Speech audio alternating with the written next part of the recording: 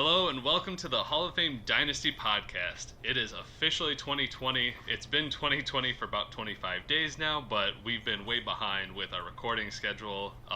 Busy start to the year, and we are in full thrust of basketball and hockey. We are coming up on the trade deadlines for both sports, and it's going to be exciting. We really haven't seen much chatter too much about trades. We had a small trade go down between Chris and Keith, and then myself and Mac had a bigger trade come down yesterday. We're waiting to see if that goes through today.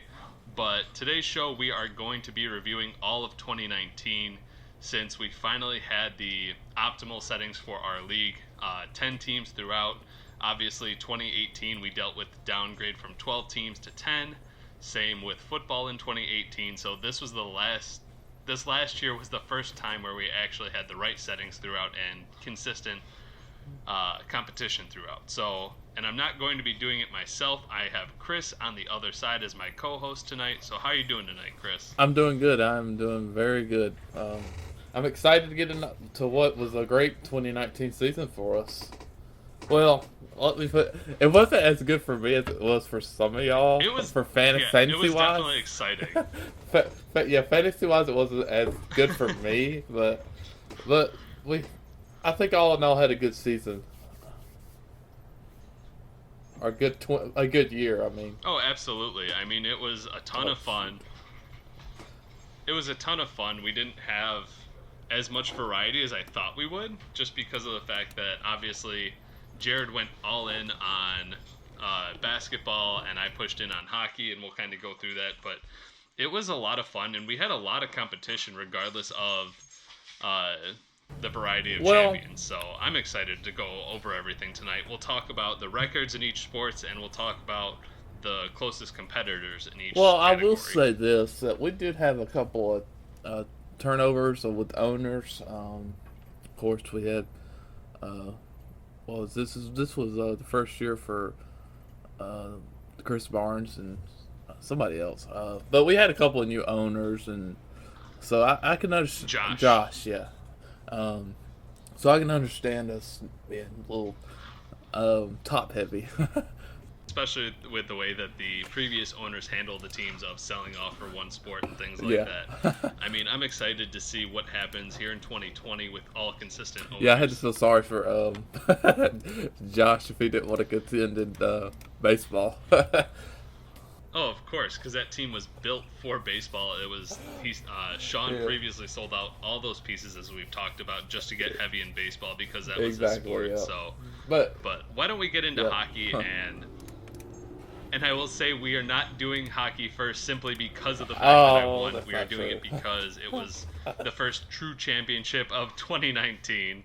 So we're going in chronological order in the way that they finished timeline-wise. There we go. So why don't you start us off with hockey here, Chris? Of course, we had your Blackhawks over the Colorado Avalanche, Keith's Colorado Avalanche, and why not just get into what won't be shocking with the most the most fantasy points overall, which was your Blackhawks having 7,868.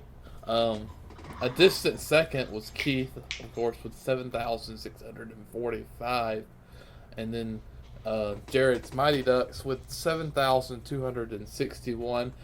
Nothing shocking here for me at all, really. I don't really have too much to say about it. I agree with you there, and these are all for regular season. None of this includes the postseason, so I will make that clear.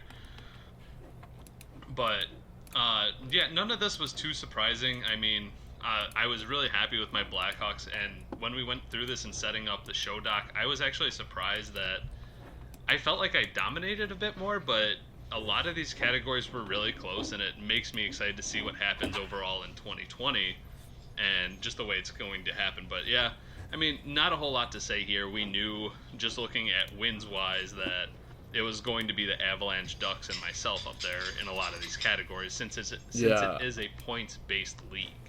So we'll go on to goals here, and this one was actually really close. between my 425 goals for the Blackhawks, 416 goals from the Avalanche, and the Mighty Ducks at 397. So, as you can see, two teams had over 400, and the Mighty Ducks were right there on that borderline as well. Yeah, this stat right here just goes to show you how close it really was. Especially between you and the Avalanche. At times I felt like I do have to agree with you. At times I felt like your team was significantly better than the other two teams, or even you can include my team if you want to. But this just goes to show you how close it really was. Yeah. Oh yeah. What were you gonna goals say? are the top scoring category for us as well. So. Obviously, goals are our biggest scoring point for this, so this makes a difference every goal more that you have than your opponent, but it's also one of the harder categories to be consistent. And now we're going to get into a stat that was really close. That was the assist. 721 go to the Avalanche, 719 go to your Chicago Blackhawks, and then 644 go to my Golden Knights. Now that I didn't expect that. I thought your Blackhawks would have a little bit of a lead on this one. But, it just goes to show you. The biggest thing I think that surprised me there was the fact that your Golden Knights came in third. I mean, you look at the overall points, and the Ducks were third in overall fantasy points, but your Knights had the third most assists, which, if I remember right off the top of my head, they're 3 points each. Of course, the Ducks were in fourth, but that 608. So that really wasn't like... It was a sizable lead for the most part between my Knights and the Ducks. So it just goes to show you, though. I mean, that's how close it was. It's just another explanation point. I'll let you get the next one. Yeah, absolutely. We'll go on to shots on goal, and the Colorado Avalanche set the record with 3,843. My Blackhawks at 3,826, and the Mighty Ducks with 3,512. Now, shots on goal are not a big moneymaker in our league, but I think it's 4/10 of a point, 4/10 of a point for every shot on goal. So it's a good one. But obviously it does not mean everything. You look at the difference between about 300, that does make a little bit of a difference. Oh, absolutely. So let's move on to hits. Just real quick, that it's 1,632 for the Ducks, 1,591 for the Golden Knights, and 1,545 for the Predators. The Predators snuck in here as something that really matters, just the fact, a little bit of a mix-up, just kind of like with your Golden Knights. Yeah, I definitely agree with you there. I was surprised that neither you or the Avalanche were in the hit stat at all. I mean, I didn't. You have to go all the way down to 5th to see even the Avalanche, and you were all the way down to 8th. That's kind of, a little shocking to me. That actually is a big surprise. I didn't even pay attention to that whatsoever, which is kind of odd. But yeah, I guess hits wasn't something I really paid attention to. I was more focused on getting the offense, getting assists and blocks when setting up my team. But I mean, it is cool to see the Predators up there. Can you believe that the Rangers were 4th in that stat? Really? That is surprising. Yep. Yeah, that's something else considering. But I want to make sure I'm looking at the right stat. Yep. Yeah, I want to make sure I was looking at the right stat. I mean, especially I know that the Rangers Vic did not set his lineup a whole lot last year, so the fact that he ended up 4th is pretty surprising there. Yeah. Well, I guess we'll move on to blocks. The Mighty Ducks once again have 1,365, followed by my Golden Knights at 1,258, and then your Blackhawks with a 2-point distance at 1,256. What do you got to say about that? You just had to fucking best me in that, didn't you? By 2 blocks all the year. I mean, obviously I want to try and be top in every category. It's not gonna happen, but the fact that It was cool to see Crazy. you up there, but the fact that it was that close was a big surprise to me. So, Mighty Me Ducks too, setting yeah. another record. Yeah, which we'll be talking about a lot about the Mighty Ducks here in a short bit, or not the Mighty Ducks, but his other franchise in a short bit. Now I guess I'll let you take on the last one. Well, not the last one, but the next to last one. Well, last one for the individual categories like that is Face-Offs 1, and your Golden Knights set the record at 3,754, and the Mighty Ducks did not trail by. They trailed by less than 50 at 3706, and then the Avalanche were all the way down at 3406. It's a good 300 points wise, or no, that'd only be about 30 points overall in fantasy points in terms of production. But you can officially say you have one for the record books. And Yeah, it's hard to tell if that's going to be something that's going to be hard to top. Just based on, I mean, it feels like a luck category and things like that. oh, it I is. feel I feel like that's going to be something you can hold on to for a while. Yeah, I do agree with you. Unfortunately, that's more of a luck category. Although right now, I'm at least this year pretty far down in that list. I'm all the way down at like 7th. So I don't know if I'll be able to actually hold on to it. Well, and a lot of that is flexibility for roster-wise, because you may have guys that play center and left wing, and if they're taking a lot of face-offs, then obviously you're going to get more stats in that category. So we'll have to wait and see, but it feels like something that should be pretty secure for the next couple of years at least. Oh yeah, no doubt about that for sure. And then, of course, we have finally most wins, and that was 17 that go to the Ducks and the Avalanche, and then followed by 16 for your Blackhawks.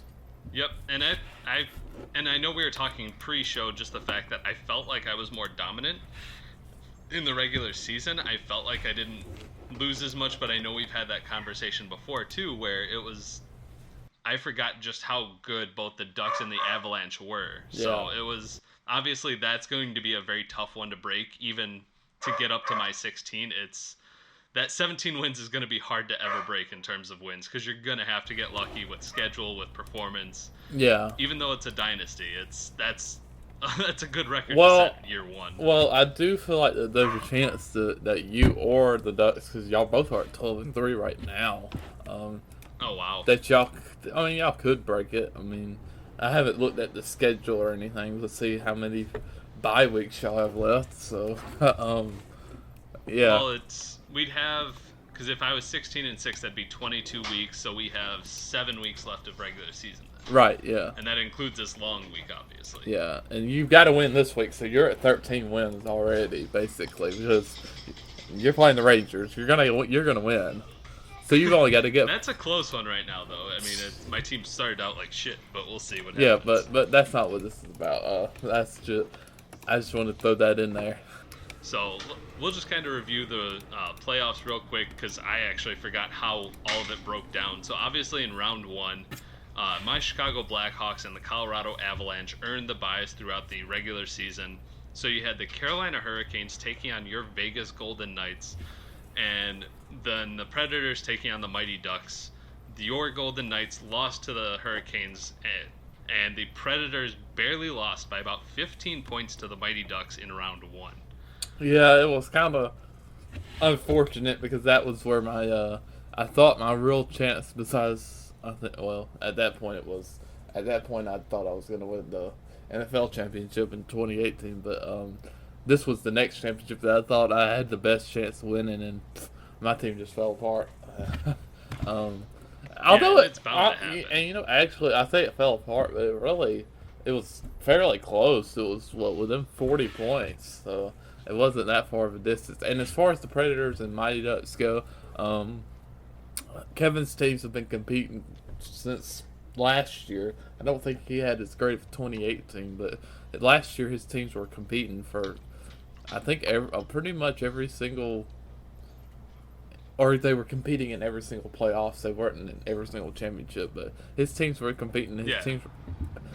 He has all-around good teams in each league, except for NBA, but we'll get in that in a little while. But moving on to the second round, we have the Carolina Hurricanes taking on the Colorado Avalanche. A big win for Colorado, 299.9 to 215.2, and then your Chicago Blackhawks taking on the Mighty Ducks. A very, very close matchup, and your Blackhawks take it 360 to 348. I completely forgot how close it was, and we talked about it pre-show again, just looking at it when we were deciding if we wanted to talk about the playoffs. I forgot how close it was, and I feel like that the Hurricanes losing to the Avalanche, as bad as they performed, I felt like that had to chap your ass a little bit, considering you lost by less than 40, and you both put up over 300, and then neither team in that match in round 2 put up over 300 points. Obviously, the Avalanche were 0.1 away from it, but I feel like you could have put up a more competitive game. Oh, I'm pretty sure. I definitely agree with you there. And it's unfortunate because he freaking dropped the ball that week. He went down to 215 points from 341. Oh my gosh, that's just unlucky. That's really unlucky. And Jared really, he dropped off a little bit. He would have won the last week had he put up his 364 the next week is what I mean. Yeah, oh, absolutely. And then, of course, we got the final round. Your Blackhawks taking on the Avalanche. You won fairly dominantly, in my opinion. 420 to 349. I would say that's a pretty good win. Yeah, and the funniest thing was I was so nervous going into that one because I know, obviously, I traded for Gabriel Landeskog, Chris Letang, and Josh Morrissey were my biggest guys that I traded for during the season. I didn't have any of them for the championship. None of them they were all injured. And so I was relying on like Roop Hintz, who was a guy that I picked up off of waivers, and a lot of it was just kind of I needed guys to play, and the fact that I won the championship without 3 guys that I traded for was funny. That is kind of messed up. I thought, but like I said, I thought it was pretty close. I didn't realize your team was that injured during the season, during that period. And then you look at just to show you how close it really was for you during the playoffs.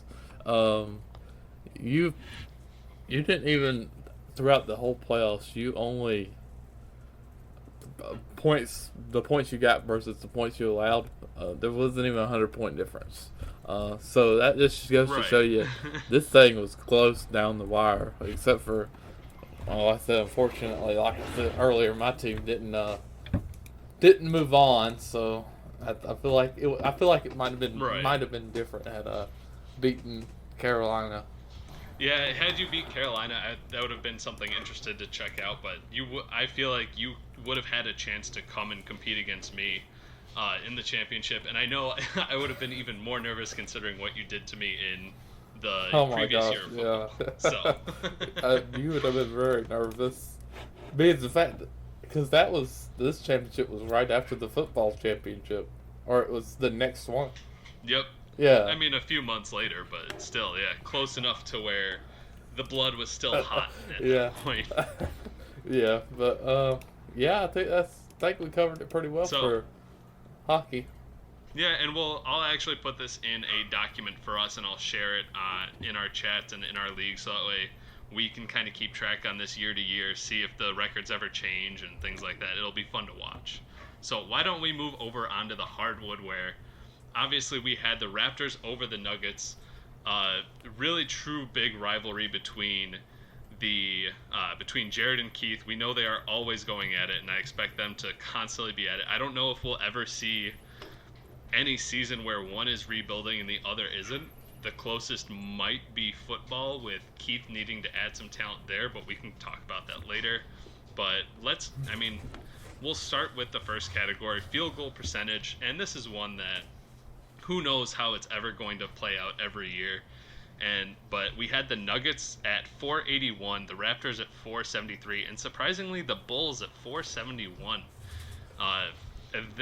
Who knows how that's going to change in terms of every year, but I like that you're shooting almost 50% from the floor is pretty. Oh yeah, impressive no for the doubt Raptors. about that, and it's honestly what we expect from the Raptors. Honestly, I would have thought, kind of surprised that they were not number one in this stat. Um, although we're about to get into a lot of stats, they are number one, but this one is not. This one is not Oh number yeah. one. So whoever is a non-Raptors fan, you better enjoy it now. um, but let's go on to the free throw percentage. The Pelicans, shockingly at 512. Wait a minute. What? Like what the? Let's pull that up. I'm really confused by I think that. I So thought that one up. on our show doc, we do not have that right. I'm assuming that's okay. It's 8-12. Yeah, okay, You just hit a 8-12 5 for and the 7-8. Pelicans. The Lakers at 795, and then Raptors in a short, trailing by 7. They are at 792. Yeah, so Yeah, only 792. about 0.3 of a difference, or 300. Yep, and what's surprising is from number 1 with the Pelicans all the way down to the Timberwolves at number 10. There's a 90-point difference really. So it's 722 to 812. This is a category that it's gonna be hit or miss, and we never know what happens. But I wouldn't be surprised if somebody breaks the free throw percentage, all depending. 812 is pretty good, but I feel like that's That pretty easily one year. Honestly, I don't know who's leading it right now, but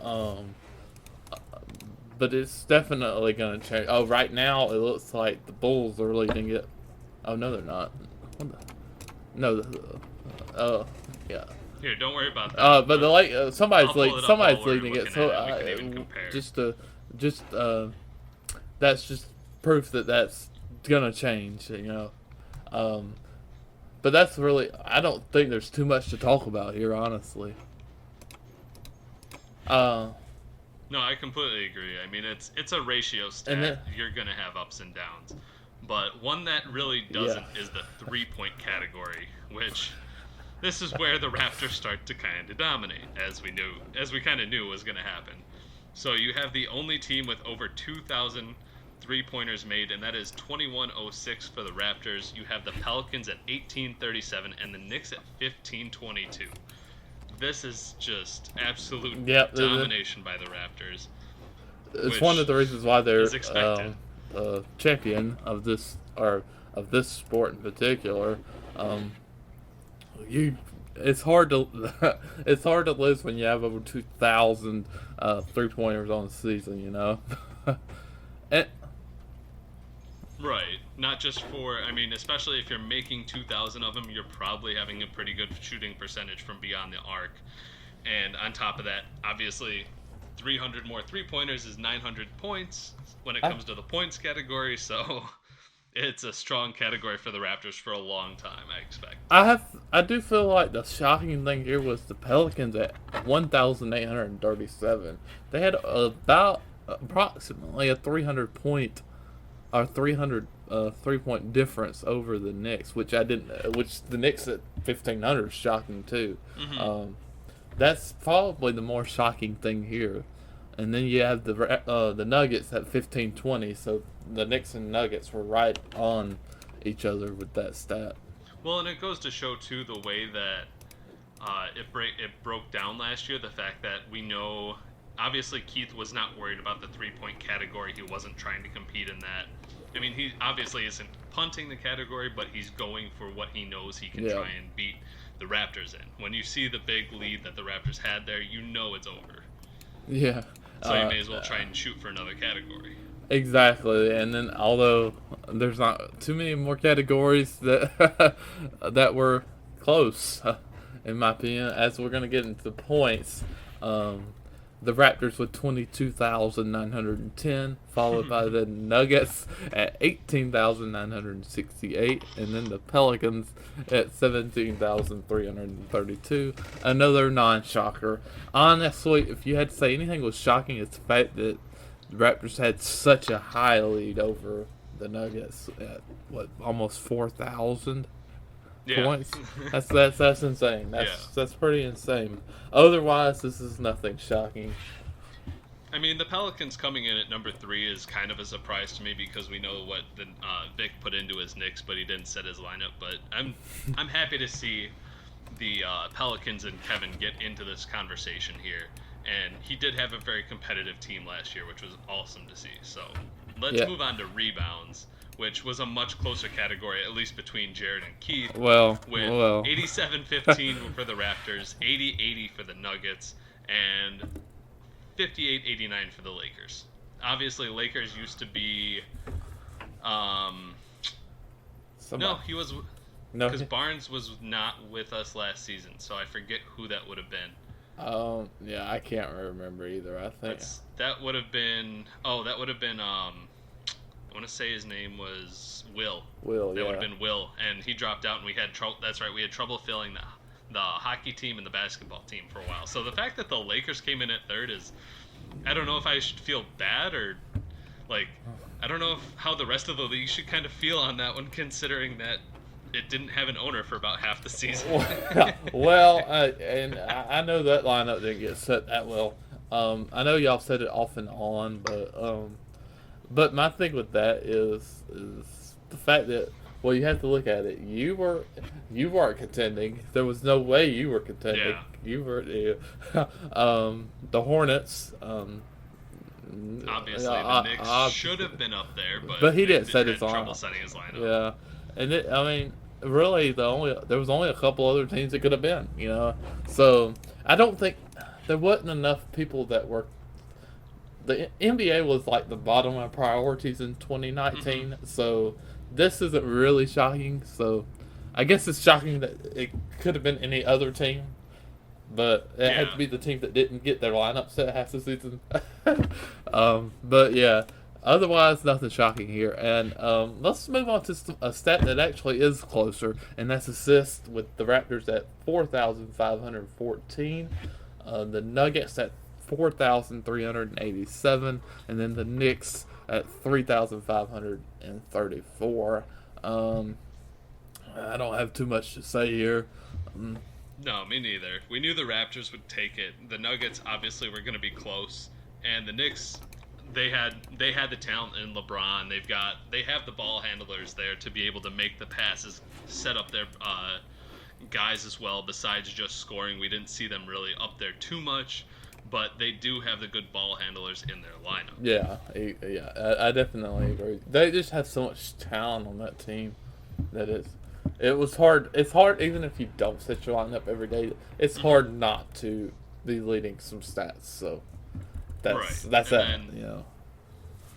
Yeah, we'll move on to steals, which, looking at what we currently have in terms of the current league or current year, I don't know if this one will get broken. With the steals were led by the Raptors at 1,422, the Nuggets at 1,298, and the Lakers came in at third at 1,098.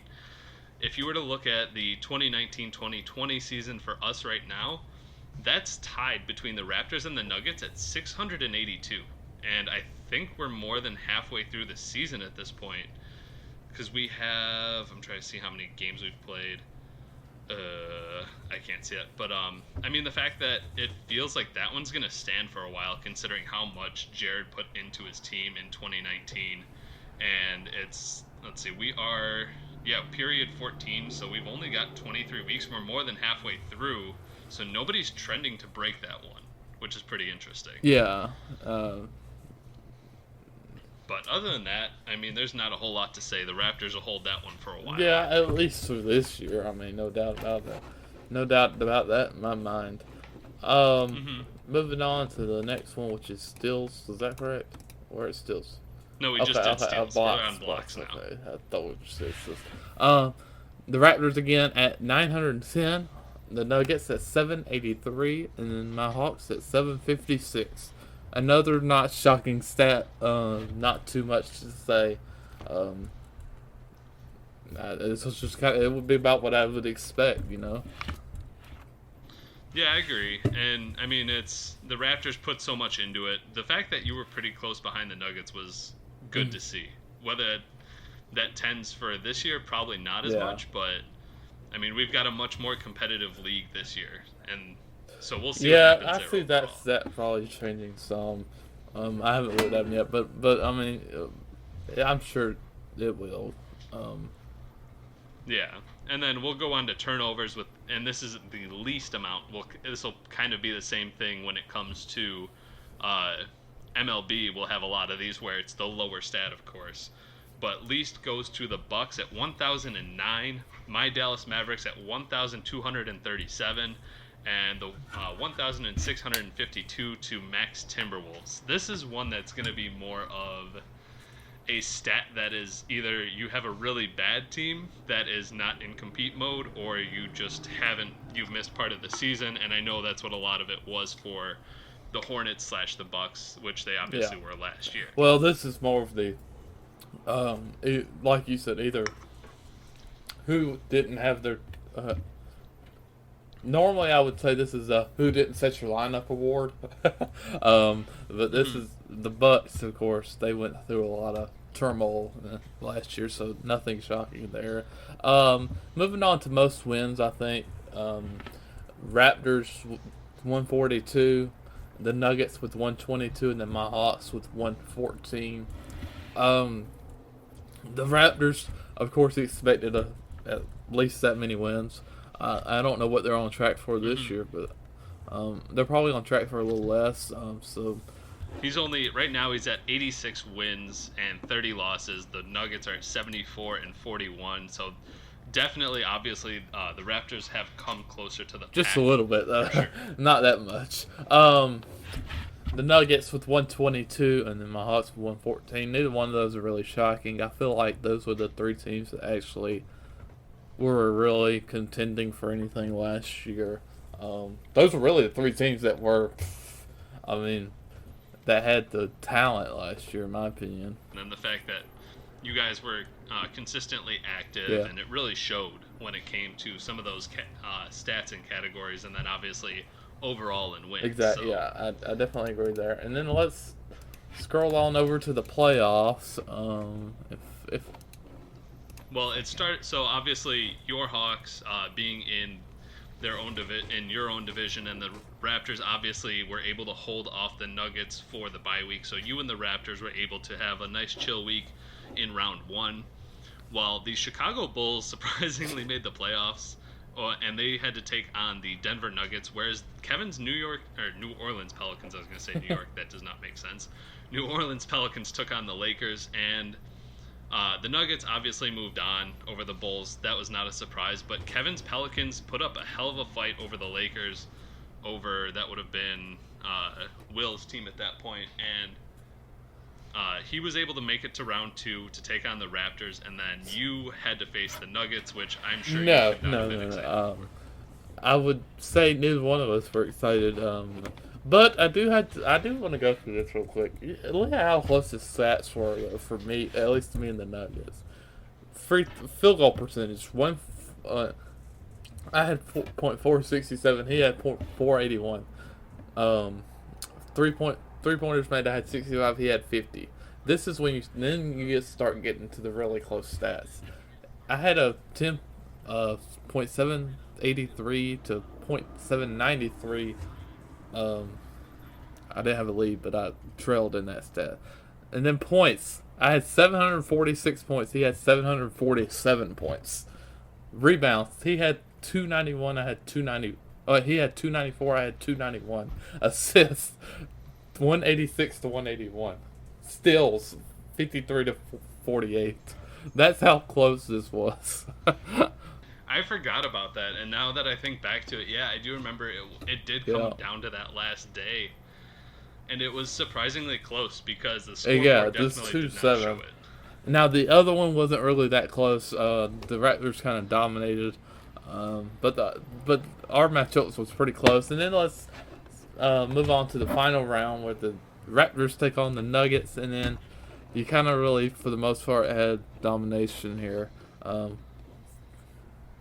Yeah, it was a 7-2 win, but it was not like yours, where the Raptors just dominated in every category. It was some of them it was almost double, like 3-pointers made, Points was 1.5 times what the Nuggets had. So absolute domination by the Raptors, and that allowed Jared to get his first NBA championship. So no surprise, but unfortunate for the rest of the league. Luckily, it seems like we've got more competitive teams. We've got better owners this year, and 2020 will be a change. Yeah, at least in terms like of you said, competitiveness. your team is on the brink of being probably, it may already be, may have been went from worst to probably top 3 throughout just this season alone. Between the draft and just everything for you, the trades you've been making. And then we have the Nuggets, myself, the Raptors. Yeah, just more competition. That I'm pretty happy with some of the draft picks I made as well. Obviously, Zion is just making his debut recently. You haven't seen him all season. I mean, Rui Hachimura and some of the other guys. So why don't we move on to my favorite sport at least, and that would be baseball. We unfortunately did not end the way I wanted it to. Yeah. As well, it ended the way you wanted to in real baseball. Yeah, that is correct. But at least when it came to fantasy, we had our first second-time champion repeater with the Colorado Rockies taking on the Houston Astros, and they were able to win that one.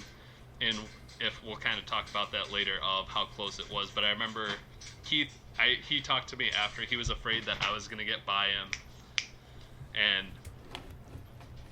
it was actually just the fact that, I mean, the Houston Astros, I'm really proud of Kevin getting there. Yeah, it was pretty impressive, have to say, Kevin getting there was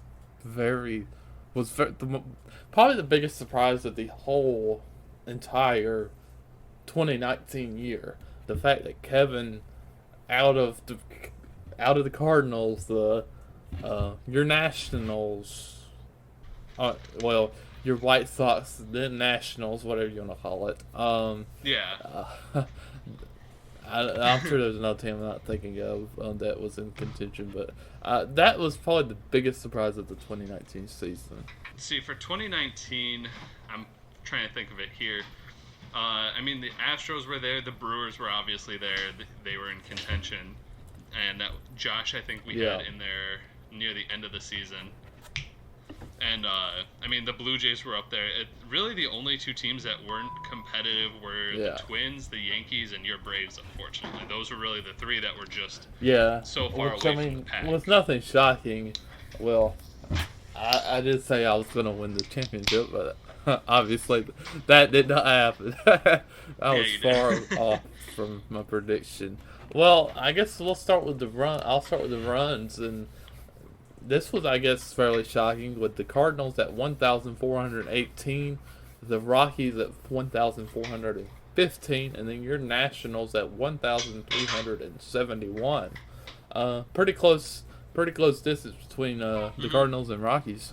I mean, 3 runs, that's really nothing, and really, I mean, my Nationals trailing by 40, you figure that there's 22 weeks, so it's 2 runs a week. This is going to be a category that fluctuates every year, that I could see a lot of these baseball ones I could see being toppled year in and year out, just based on how good a team is and the way that we tend to change over definitely could change. And then another stat that was even closer was home runs, 470 for the Rockies. Your Nationals had 469, and then the Cardinals had 427.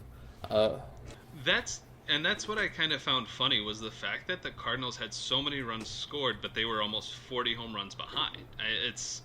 That's pretty surprising. The fact that they were a very good offensive team, as you'll see with our little discussion here, they come up in the first 3 categories of runs, home runs, and RBI. But they trailed in home runs by 40, it's interesting. Yeah. They were much more contact team, it seems like.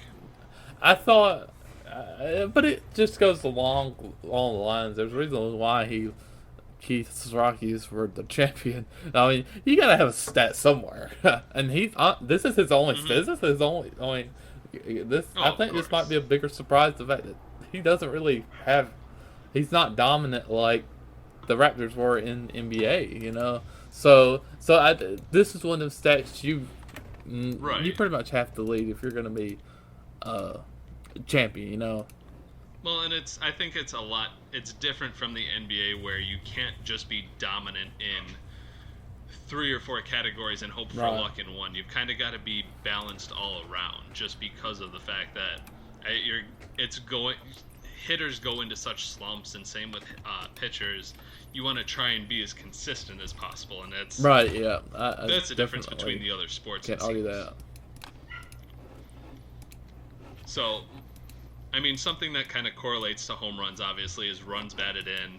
And even though I was second in home runs, I came in first in RBIs with 1,371, and the Cardinals with 1,354, and then the Rockies in third with 1,305. And this is kind of where it's an odd thing. The Rockies have the most amount of home runs, but then they're third in RBI and second in runs, and it's a very weird thing to see, considering they are obviously all tied in together between runs, RBIs, and home runs. They're all kind of one swing of the bat gives you one of each or more.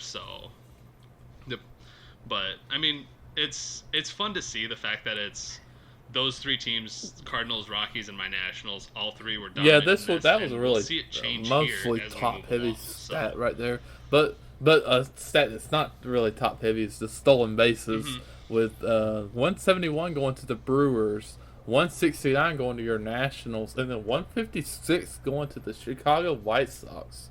Yeah, that would be Steve's Chicago White Sox, and we'll see that change. And I know a lot of it off the top of my head from what I can remember. Obviously, the Brewers had Christian Yelich, they had Ronald Acuna. Both of those pieces are now moved. Acuna to my Nationals and Yelich to the Minnesota Twins, which the Twins I think will be fun this year. We can talk about that later, but so those stolen base numbers, that's about at least 50 that are going to disappear from him. But 171 stolen bases, that's a really hard one to top, considering that stolen bases just aren't as popular anymore in terms of baseball overall. But that was a really close category. Myself in second, the White Sox in third. So pretty interesting and pretty fun to watch. Yeah, it'll be more interesting to see what happens this season as well. I don't really have too much to say about that one. On to the next one. Batting average, .277 goes to your Nationals. .276 goes to the Brewers, and then .274 goes to the Cardinals. Really, really close between the 3 of y'all. What do you got for me? This one is so hard. This one's gonna be something because it's another bouncing stat. It's gonna change. Well, and it's one of those things too that you can't be a pure average team. Like if you were to take LeMahieu and Jeff McNeil and Trout and Yelich. Yeah, obviously you would want Trout, Yelich, Acuna, guys like that. But if you were to just try and pile up in the average stat, you're going to lose a lot in other categories such as runs, home runs, RBIs, because averages, you've got a lot of guys that are empty batting average and they don't provide much else. So it's one that you just want to be competitive in, but not top it. Mm-hmm. And I mean, if you really look at I actually didn't look past the top 3 because I just kind of wanted to set up the show doc, but I believe it was all fairly close if I pull it up here. I couldn't imagine anyone being way, way below. Well, it's one of those sets that you really don't get. Where is it? Saves, holds, there it is, average. I mean, the lowest team was the Yankees at 239, which that's a surprise to me, but everyone else the second lowest was your Braves at 254, but the Dodgers in 8th at 264. Really, I mean, 0.13 difference from the number 1 spot. So yeah, it's pretty balanced throughout the league. So yeah, there's no doubt there. I mean, yeah, like you said, I don't really have anything else to say other than at least that the fact that it's close for everybody pretty much, except for like you said, the Braves and Yankees. Even then, I mean, a little farther off. You weren't that far off, but the Yankees being down at 239 as a team is brutal. I kind of want to spend a second on that just because I have it pulled up here. They had, let's see, if I want to make sure I have the right stats up. Yeah, it's regular season. I mean, so what hurt them was Gary Sanchez at 232. Scooter Gannett had a really bad year. Tyler White had a bad year. They just had a lot of guys that were that 230 spot, and but they've obviously changed a lot this offseason, which I do want to do team previews, kind of like I started last year and never fully got through. So, but this will be a lot easier of a medium. But yeah, they had, I mean, even guys on their injured list, Miguel Andujar sucked before he got hurt. I don't think we'll ever see anyone that low again, really. You'd have to try pretty hard to be at 239. That low would be pretty shocking. But we'll move on to OPS, obviously on base plus slugging, just in case nobody else knew, or some other people might not. But that 875 goes to my Nationals, 851 with the Rockies, and then 847 for the Brewers. I fully expect my Nationals and Keith's Rockies to be there again. That third spot is going to fluctuate, and it's very similar to average since it is kind of tied into it with on base being affected by batting average. But half the league was in the 800s. The other half was not far behind. Once again, the Yankees, obviously with a lower average, are down at 742. But with the Dodgers, Twins, Astros, and your Braves were less than .20 away from being in the 800s. So I fully expect that one to fluctuate once again. Yeah, I mean it's a trend. It's a trend that we've kind of come across. Very similar to average, and it's like I said, it's tied in. It's going to be hard to change, but it's going to be a category that is going to be close year in and year out. Yeah, I absolutely agree with you there. On to quality starts. Yeah, we'll move on to the pitching here, and this just starts to kind of get ridiculous with some of them. I was laughing while I typed this out. I'm reading these right now, and I'm like, okay, a little far off. But quality starts, you're 195 for your Nationals, 126 for the Chicago White Sox, and then a close third for the Houston Astros at 119. I have to say the distance between you and the White Sox is pretty shocking. Yeah, I didn't even expect that when I typed this up. When I finally pulled it up, I go, holy shit. Yeah. I mean, the difference between, this is the funny thing, so the difference between number 1 and number 2, my Nationals and Steve's Chicago White Sox, is a larger gap than it is from 2 down to 10. Number 10 was your Braves at 66, the White Sox at 126. That's crazy. That's crazy. That is insane. Wow. I'll tell you, I already regressed in it. As long as Verlander's off my team and going to Mac, that's going to make a difference for the league. That's a good 20 of them already gone. So but I was still surprised that I didn't even think I got that high.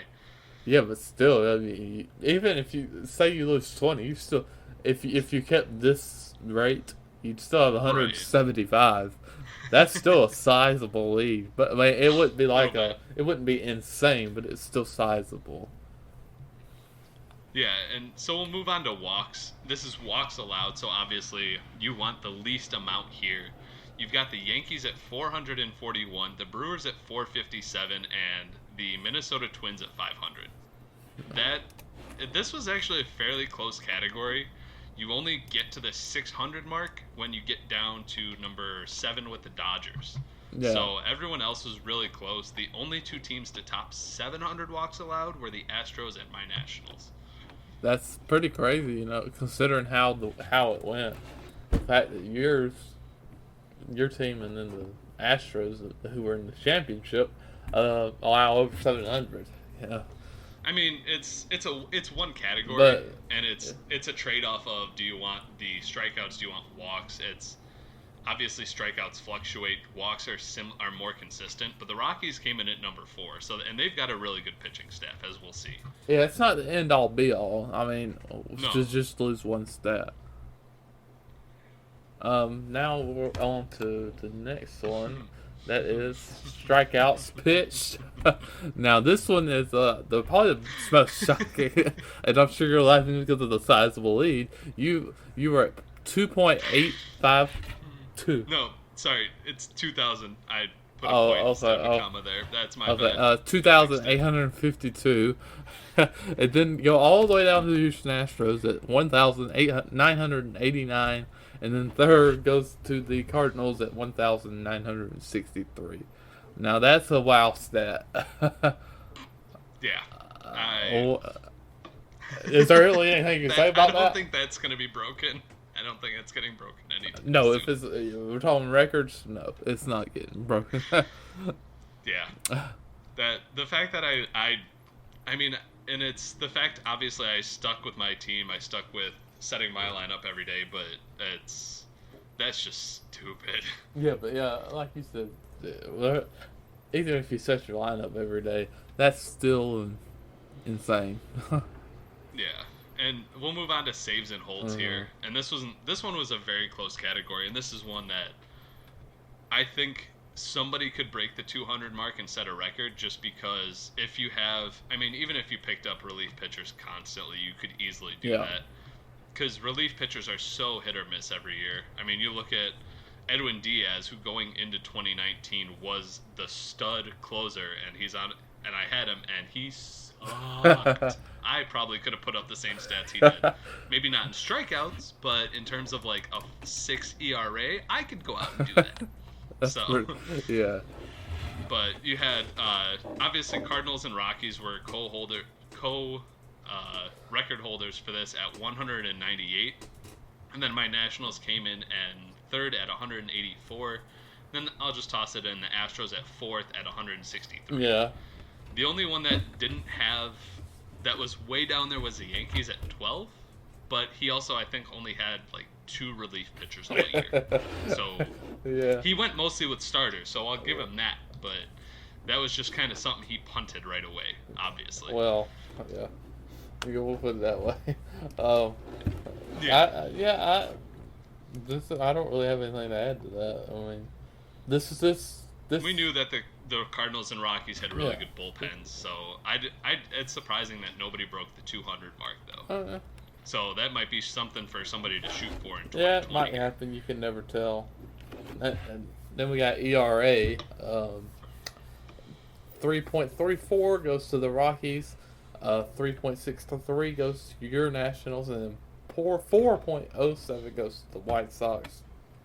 I don't see anything surprising here. What about you? Besides maybe the White Sox at 4.07. Really, just the only thing I want to say about this one is I don't know how to feel about this category, because ERA, obviously, if you're getting more strikeouts, you're putting yourself at risk. So my team obviously has more risk built into it in terms of ERA. But this was also with a juiced ball. Keith and I were the only two to be below 4.0, but that was also with the juiced ball, everybody hitting home runs. Right. So the fact that, I mean, if we see the playoff baseball like we saw this last year versus the regular season ball, if they use the playoff ball that they had, where the ball's not flying out of the ballpark as easily, you may see half of our league be able to drop down to the below 4.0, because the Cardinals, Brewers, Twins, and White Sox were all below 4.3, which really is not that far above 4.0 when it really comes down to it. You take away 6-7 runs and add a couple of innings, you're going to be well below 4.0. So this one I don't think holds for long, but you're going to cost yourself in other categories like strikeouts and quality starts. My team had the worst ERA at 4.82, and that was. I will say that it is impressive by the Rockies, though, to have a 3.34 in such an offensive-based game in 2019. It was really impressive. Yeah, by Keith. for sure. And then our next to last stat for this one is the WHIP. Your Nationals took it with 1.136. The Rockies take the second place with 1.134, and then the Brewers finish it out with 1.259. Yep, and this is one that's going to fluctuate. It's walks plus hits plus innings, or divided by innings pitched. So, I mean, the 1.136 is really good. So is Keith's 1.154. The next closest at 1.25 or 1.26 essentially. A lot of people were close to that, but it's kind of the same thing with ERA. If you have guys that are control based and don't get a lot of strikeouts, you're probably going to have a lower WHIP potentially, but it's one that's going to fluctuate, especially pitchers. I mean, they get hurt so easily. You have guys that have awesome years, and then the next year they just kind of suck. We're waiting on somebody to get that under 1.000. Well, even if you get below like 1.00, even below 1.10 would be surprising in a fantasy league, just because we do have relievers the way it is. So understandable for sure. And then finally we have wins. Your Nationals take it with 174, and then the Rockies with 159. Nothing shocking at all for me. It's what we expected. Yeah, I mean, we knew. Yeah, we kind of expected. We knew who was competitive that year, and a lot of the league really was. For as hard as baseball can be with setting a daily lineup and how much it really does matter, a lot of the league was competitive. I mean, 174 wins to 72 losses for my team. The Rockies, obviously, with a tougher division with Barnes and Jared in there, are always going to be tough. But I think this is one of our most balanced leagues, because you obviously have the Twins that are improving for 2020. You have the Astros that have definitely improved this offseason. So the 174 wins is going to be tough, and even to reach the 159 that the Rockies had is going to be difficult to break. Just consistently. Your team's, I feel like it's kind of regressed a little bit after you lost Verlander, and then your teams, you seem to put a little more stock into NBA than I think even probably most would realize. So I don't see any chance of you getting that 174 again this year. I don't know. It's tough because I know I've improved on offense. My pitching's regressed a little bit, but I had the space to do that. So we'll see. The 174 is going to be tough now that we also have consistent owners, considering that we had Barnes join in halfway through the year. Same with Josh. He came in near the end. So it'll be fun, and this is definitely our most competitive season. Sport. Season, whatever you want to put it. Yeah, for the most I couldn't disagree with you there. Yeah. So let's move on to the playoffs real quick. Obviously, with the wins, goes to the Chicago White Sox and Rockies with the byes in round 1 in early September. And then you had the Brewers taking on the Cardinals and the Chicago White Sox taking on the Houston Astros. 2005 World Series repeat. Just it was really close. And this time the Astros were able to notch out the Blue Jays, White Sox, not by much. And then the Brewers and the Cardinals technically tied, and that is where we set the rule for highest seeding. We have not changed that since then. We have not gone about that, but I think just to have consistency between the leagues, that's where we'll leave it. Because it's hard to determine, what stat should really go for it. So, especially for baseball. The rest of them, I mean, obviously football and hockey are points-based. So, really, if you ever tie there, that would just be impressive. And basketball, there's 9 categories. You can't 4-4-1. You can, but it's that's probably not going to happen. Rare. And if it comes down to that, then you I kind of understand giving it to the higher seed if it's 4-4-1. If it's gotten that close, there's no other stat you can really count it towards, unless you just say, well, this one stat's gonna determine everything. I don't think that's fair. I think you have to give it that's when the regular season matters. Exactly. I mean, you can't really say, the lower seed has this one, so they get to move on. So I don't disagree with that at all. But otherwise, we go over Blue Jays and Astros. Astros won 7 categories to 5. That'd be against my Nationals. Then we got that was brutal, and I hated it. Yeah, round 2, the Astros beat you 7.5 to 4.5, and then the Cardinals got dominated by the Rockies 10 categories too. Really, only discussion here is how did your team lose? That was the funniest thing because I remember talking to you all week about this, and the funniest thing was It was 6-6 for most of the week, and I had pitching, he had offense, which was odd because mine was in such a slump. And I will never forgive myself because I don't know if anyone else knew this. I know you know it because you and I have had discussions about it. I lost by 1 home run and we tied in RBIs. And what pissed me off that week was the fact that I kept sitting Danny Santana because Trout was expected to come back. And that would have been September, so it was really busy time for me. That was when we were buying our house.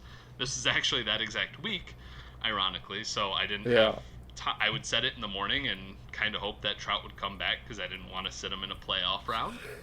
I would feel like shit if I sat him and he goes off for 3 home runs. But Danny Santana that week, I don't think I can actually pull it up here. I think, but I remember he had a couple of home runs that week, which obviously would push me over for RBIs, would push me over for home runs. And you would have won. I would have been able to move on. The fact that Danny Santana was one of my favorite pickups during the year, and I sat him all week expecting Trout to come back, just kind of screwed me. So, so you kind of screwed yourself out of that championship, or any chance of it. Let's see. This was the crazy. Yeah. So I've actually got it pulled up here. If you give me 2 seconds, because I would have won stolen bases as well. Because I've got the games pulled up, and I just clicked on it. Because it was from the 9th to the 15th. So in that week, Danny Santana of the Texas Rangers actually put up... Come on, there it is. So on the 10th, he had 2 stolen bases. And then he had a home run on the 13th, along with a stolen base on the 14th. And so it would have pushed me over for home runs, RBIs, and would have tied for stolen bases, and I would have been in the championship. And I remember I was so mad because I had like 3 of my best hitters going on that last night. It was Dodgers and Mets, and they were competing, and Bellinger and Alonso didn't do jack shit. I remember that week when it was like really close. I was like, you better start. I think I said you better start Trout. It's gonna come back and bite. I know. Sure enough, did. It was just he was hurt, and I expected him to come back. But obviously, the Astros played a hell of a week, and they were able to make their. Kevin made his first championship, taking on the very tough Colorado Rockies. And there's not a whole lot to say. It went all the Rockies' way. A lot. They were close in a few categories, but overall, it went to Keith, and he deserved it. Yeah, when you look at it real quickly, home runs was within 1, went to the Rockies. Stolen bases within 1, went to the Rockies. So it could have been closer. Mm-hmm. I mean, potentially, but all in all, Keith had the better team, so he got that win. Well, and it really could have flipped for the Astros pretty quick. Like you said, 1 home run here, a stolen base there. They had tied in walks, and then saves and holds was by 1. So really, you have a little bit of luck. It could have been the Astros in one of the weirdest championship wins where they win in home runs, stolen bases. Obviously, average and OPS went to the Astros, which is impressive, but then saves and holds being a deciding category is just not expected. But especially with the way that their pitching staff performed. But I expect Kevin to be very competitive. He's got a great team. Lucas Giolito is a big part of it, and I think he'll be there again. He kind of does, especially being in my division. He's going to be a tough one. I know that. Yeah, I absolutely agree with you there. Both divisions, for the most part, are going to be tough. This coming up year. I think your division is probably going to be a little closer because you have yourself, the Astros, the Brewers, and the Twins. I think the Brewers are going to fall off a little bit, but we'll save that discussion for another day. Well, and they'll be replaced by the Twins because obviously Yelich being moved and Verlander going to the Twins at this point. Yeah. We'll get into that when we do team previews. Yeah. The one thing that I thought was pretty interesting that I want to mention before we leave baseball was obviously Keith, Jared, myself. We all set our lineups day in and day out, and I know Kevin was a part of it as well. But this was something that digging into the stats I thought was really odd because it does track games played. So it's obviously got games played for guys that you set your lineup for. Right. The Astros were at 3,039, the Cardinals at 3,029, and myself at 3,007. Like that's a 30-game difference, and then the Rockies were a 100-game difference from the Astros. Yeah. So it's weird considering that even though you had some of the most active teams, you didn't have as many games, and I mean, even yourself, I know you set your lineup. You were at 2,468. Yeah, I didn't set it every day. That's weird, though. But like still, 600 games. Yeah. I mean, I could see a couple, like 20, 30, 40 games, but 500, 600 games. And then... Yeah. Well, I mean, some of it's going to be relievers, of course, if your guy pitches a lot or not. But still, like, that's a big difference. So why don't we move on to football? Which obviously just ended, a couple weeks ago. Yeah, a month ago. Yeah. Yeah. Oh, goodness, noise outside. No, you're fine. It happens. No, shit. I'm sure you heard my dogs earlier today. So. Oh, okay, yeah, but just somebody don't even know. There's a difference. So at least you know what's going on. I don't even know who's outside running their mouth. But anyway, yeah, what you were talking about back to football or whatever. Yeah, I mean, we kind of went through this before. We won't have to dig into the playoffs because of the fact that we did kind of go through it. But obviously, I was able to grab my first football championship as the Kansas City Chiefs. So I am not the Matt Nagy of football. I am the Andy Reid. So suck it, Mac and Chris, both of you. Oh my gosh. I just thought about that earlier today when you're like, I remembered you guys' comments of, he's the Matt Nagy. Like, God damn it. Well, you were for a while, though. I mean, honestly, I know. Look at it. I mean, but when you changed over to Kansas City, it seems like when your luck kind of changed over to Kansas City type luck. Huh? Yeah, for a couple of weeks it did, and then I was able to kind of pull it out from there. So yeah, and your team kind of helped you finish it there. But and that leads to this that's somewhat a little shocking points for Cowboys 2,704. Your Chiefs at 2,568, and the Denver Broncos at 2,336. 2,336.1.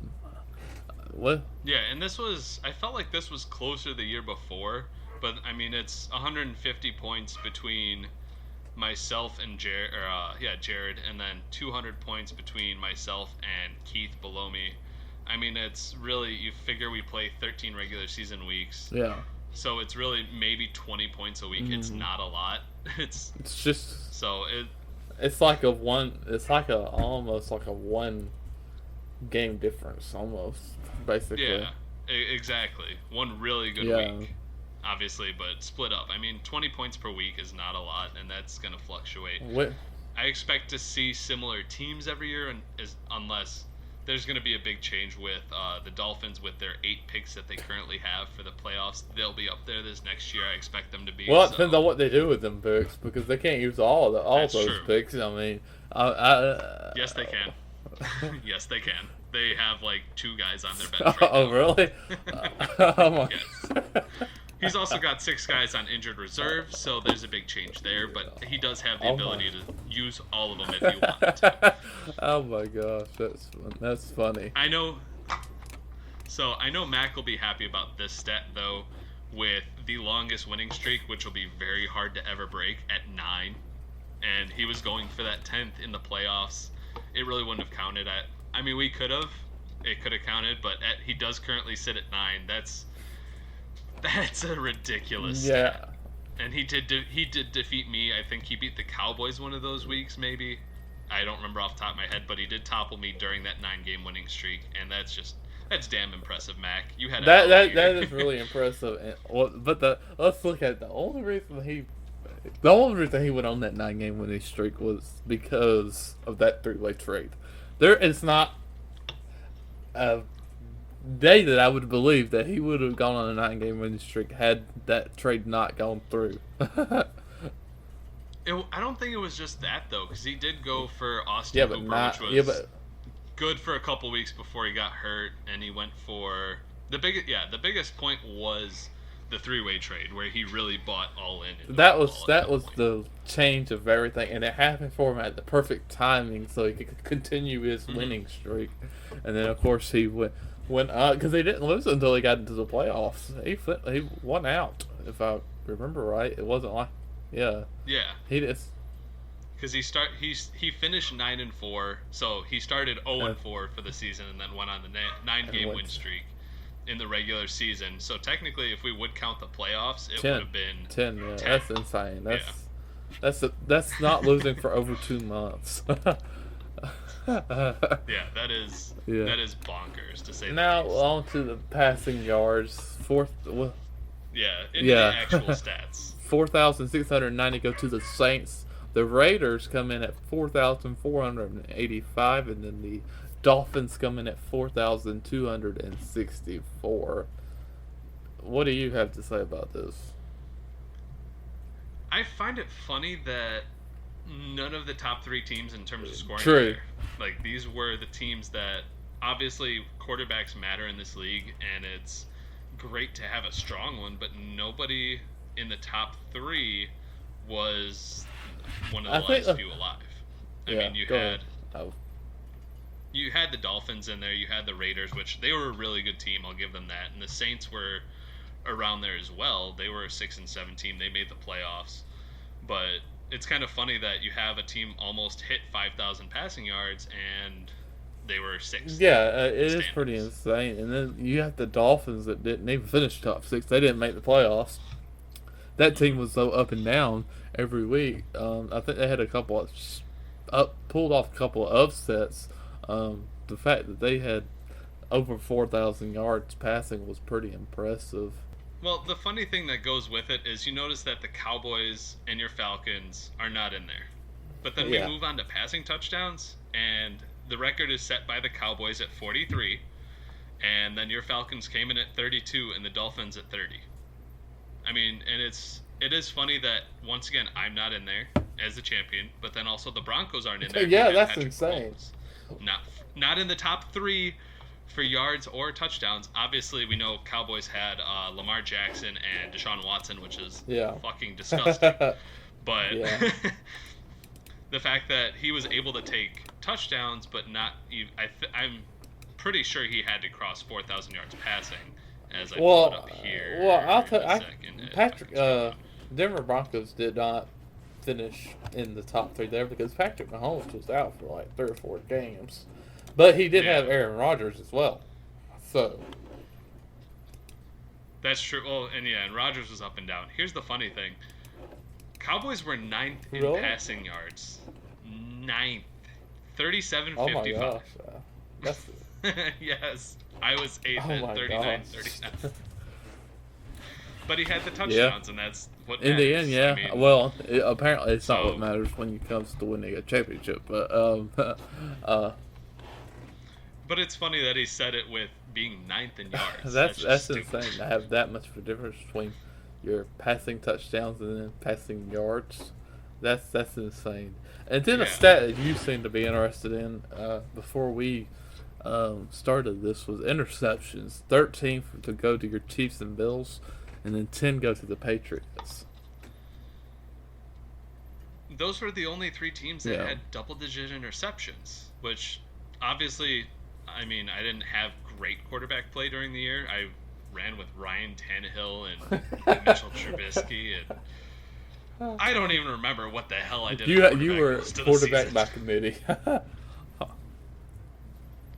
Yeah, I mean, it worked, and the funny thing to me here is that the Bills sit at 13, but they had a guy that threw 30 on the season. But he never started Winston. That's the thing. Or when he did, he would have the really good games. Just he somehow avoided or the 30 fact, or interceptions either that, throughout the or season.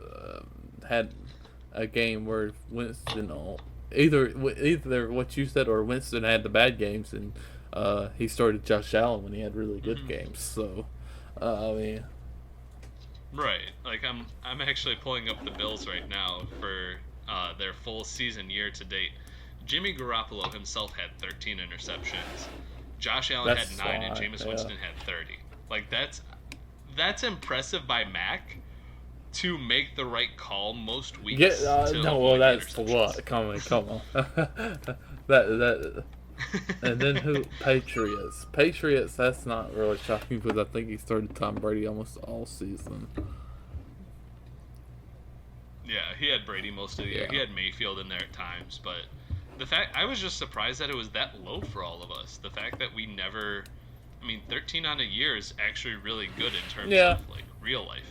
But when it comes to our league, the fact that 13's the Yeah, highest I is have to pretty say, surprising. for most of the teams, I'm surprised that nobody hit it. But like my team, I don't even think between Matt Ryan and Russell Wilson, they threw 20 interceptions. So yeah, so that's not shocking because like I said, they both, between the two of them, they had 20 interceptions all year. So that is what Yeah. it is. So we'll move on to wide receivers, and we'll start with receptions real quick here. My Chiefs at 860, the Broncos at 726, and the Cowboys at 719. And the big discrepancy for this one is the fact that I had more wide receiver depth than I did running backs, so I tended to start them I started like my tight ends and wide receivers in the flex spots versus running backs because I didn't have it like Jared does. So Yeah. Yeah, that's what the difference is here. His depth at running back is way heavier. Yours is you have the depth at wide receiver, so this isn't anything surprising, and it actually just goes to prove it. And then you have receiving yards. You had 10,100. The Raiders had 8,488, and then the Bills had 8,177. I was a little surprised about the Raiders because I remember they have good wide receivers, but I didn't think they had number 2. Yeah. Obviously Chris Godwin had an excellent year. You had him do really well. You had, I believe he's got Amari Cooper, and Cooper had a really good first half of the season. Cortland Sutton's in there as well. Yeah. Funny enough, he had yeah. terrible guys like Odell Beckham Jr. was really bad. And then he had A.J. Brown in the second half of the season, who was just a tank. He was a beast to end that year. So the Raiders, Yeah. it is a surprise, but he had guys that were big play guys, so they were able to rack up the yards pretty quick. Yeah, I definitely could see that. And then moving on to receiving touchdowns, your Chiefs had 58, the Raiders had 51, and the Bills had 50 to go along with the receiving yards.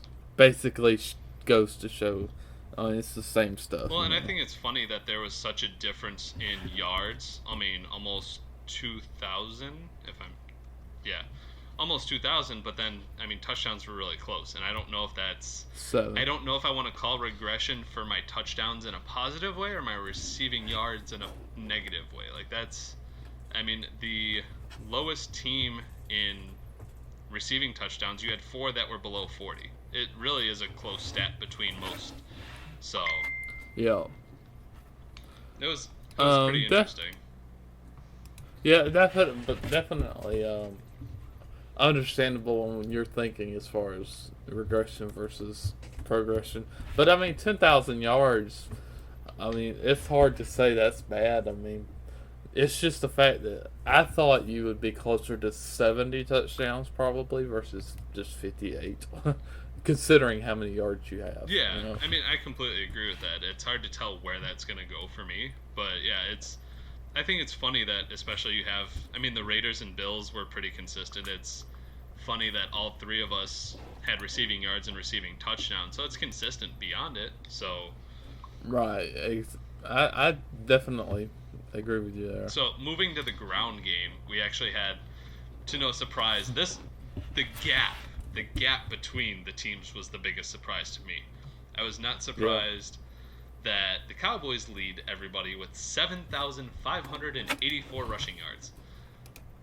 1,000 of that is Lamar Jackson, now that I just think about it. So that partly does come not just from his running backs, from his quarterbacks as well, along with Deshaun Watson. That's a but still, big chunk of it. He doubled what I had as rushing. Yeah. Just stupid. And then that's insane. And then myself at 3,847 and the Broncos at 3,512. Well, I feel like as far as this goes, you're running like people would say, or I would say that if I was just looking at your team and said this team should have 5,000 rushing yards because you have Saquon Barkley, Ezekiel Elliott, Le'Veon Bell, but you have to look at it. Le'Veon Bell was a disappointment. He was a major disappointment. Saquon Barkley was probably your best out of all. And Ezekiel Elliott was a disappointment in a way. Because Barkley got hurt. Well, yeah. I guess that is true. I mean, I don't know what... Yeah, because Zeke had about 300 more yards than Barkley. But you would think Zeke would have been closer to 1,500 yards. I mean... I see, but I guess your biggest disappointment, more than those two, would be Bell. Yeah. Oh, of course. But the biggest thing with this category is 7,500 rushing yards. It's ridiculous. Yeah, no doubt about that. But I guess if you have 1,000-yard running quarterback rushing, what do you expect? Well, and then you have Deshaun Watson, who probably, off the top of my head, I would say had 600 on the season. So, obviously, you can't start both at once, but it's ridiculous. Because you look at the rest of the league, just kind of quickly going through the other people here. Broncos at 3,512, like I said. The Bills were at 3,343. The Raiders at 3,336. Saints were at 3,100. Your Falcons were almost at 3,000. Everyone else is really close. Yeah. Except the Cowboys are just so stupidly far ahead. Yeah, that's insane. Considering how bad, my running backs were. I guess I was at the bottom four, but... You were competitive. So. Yeah, being expected. But I was going running back by committee so hard it wasn't even funny, So, but I mean, it's just insane the difference between your Chiefs and the Cowboys. Yeah. That, like you said, it's double basically. That's just stupid. And rushing touchdowns was fairly similar. The Cowboys with 49, the Bills with 35, and my Chiefs with 32.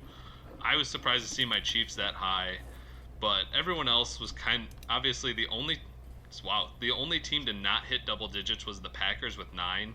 The Patriots had 11, and everyone else had at least 22. So yeah. There was some. Yeah, it wasn't that far between the I would say the Bills and the Dolphins. It was basically very close.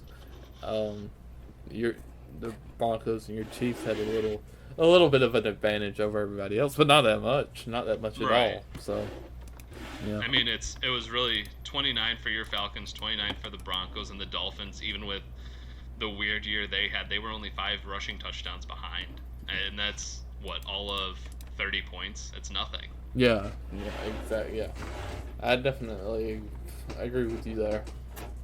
And the last thing that I thought was actually really interesting, that this is a category that's going to go fuck all every season. It's going to be really random, is 2-point conversions made. And this obviously is if you started the guy that got the 2-point conversion. We had a 4-way tie between the Bills, Broncos, Saints, and Patriots. All had 6. And it's one that who the hell knows where that's going to go every year, but it's just kind of a fun one that I thought, at least. I thought it was fun to see that 4 teams all had 6. Yeah, that's an odd coincidence, especially because I'm thinking about the Patriots being in that conversation. Yeah. But I mean that's one of the lucky stats, Yeah, they had they had half the so they had 11 rushing touchdowns, but they had 6 2-point conversions. Yeah. That's not something you're going to see very often, that close of a number, at least between the two. Yeah, no, I definitely agree with you. That's definitely an interesting one. In the last one, I would say is everyone had a 2-point conversion. The Packers had one, your Falcons and the Dolphins had 2, so everyone had one at least throughout the year. Whether you realized it or not is something different, because half the time you wouldn't notice the 2 little points. I mean, unless you were watching that game for that specific player and you happened to see it. Yeah.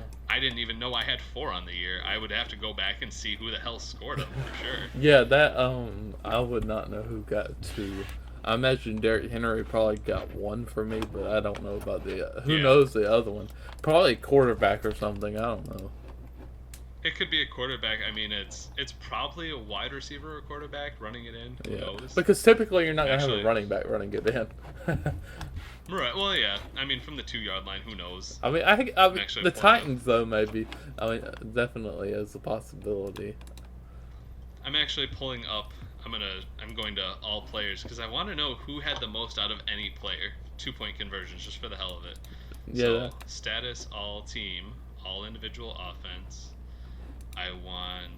Let's do individual offense so defenses aren't in there. And so 2-point, okay, that's fumbles. I want 2-point conversions. Give me 2-point conversions. Let's do it. I guess we'll do it by each, or no, let's do it, we'll do it by flex, so we can do it that way, and that should pull it up. So, by flex, which is running back, wide receiver, and tight end, the league leader, it was Cole Beasley at 2 for the New England Patriots. The fuck? Mark Ingram had 2. D.D. Westbrook had 2 for the Buffalo Bills. And there's a lot of people with just 1s all across the board. There's a bunch of them. Le'Veon Bell, Mike Evans in there. Looking at quarterbacks, let's see. Jameis, funny enough, Buffalo Bills had 7 overall, but they didn't start all of them. Jameis Winston had 4, Josh Allen had 3, Sam Darnold had 3. So a lot more, obviously, quarterbacks because it's going to be more rushing or throwing. Right. But yeah, I mean, that's pretty interesting. Yeah, that is definitely interesting. I don't know. Like I said, I imagine probably it was mostly quarterbacks for most of us, except for, like you said, like the Bills, D.D. Westbrook too. That's a major difference. Mm-hmm. I mean, it's fun to see, and so. I mean, that's all we've got for tonight. Yeah. Like I said, I'll be putting this into a Google Sheet so we can kind of keep track of this year to year. If there's other stats you guys want to see, just shout out myself or Chris, and we'll get on it. Even if you send it to Kevin, right.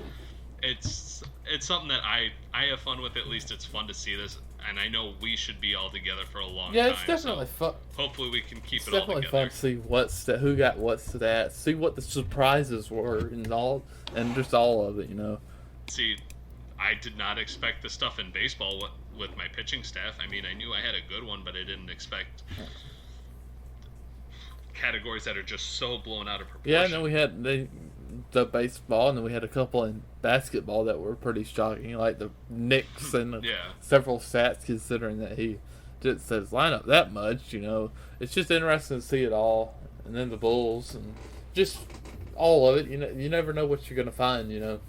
Oh, of course. But do you have anything else to put in here, Chris, or no? I'm good. All right. Well, we'll probably be back. We'll probably do next weekend or during the week. We'll kind of go through each of the basketball and hockey. Obviously, we are winding down there. We are actually, if I can pull up hockey, and I'll pull up basketball. I know hockey. We have 22 weeks, or should at least, as long as I set it up the same between the two. I believe I did, but we should be pretty close to the end of it here. 15 weeks in. We are 15 weeks here. Yeah, we're in week 16 for hockey, and we have week 21, so last week. See, there we go. Yeah, week 21. So, damn it, what did I do different then? It might have been the calendar. I think that's what it was. So, I think the calendar is slightly different this year. So we'll have, obviously nobody can top wins because that's only 21 weeks of regular season. but actually, Yeah. tie it. If you win And then out. with, yeah, we'd have to have that happen. But we've only got about 5 weeks left for hockey, and basketball. We are sitting at week 14 right now, and the regular season ends at week 21. So I think what it was is the fact that it changed week-wise. Because that first week was a double week for each. Well, yeah, we got about a month sport. and a half left for each sport. Yep, regular season-wise, and then we'll hit the playoffs. So either later this week or next weekend we'll be recording for that.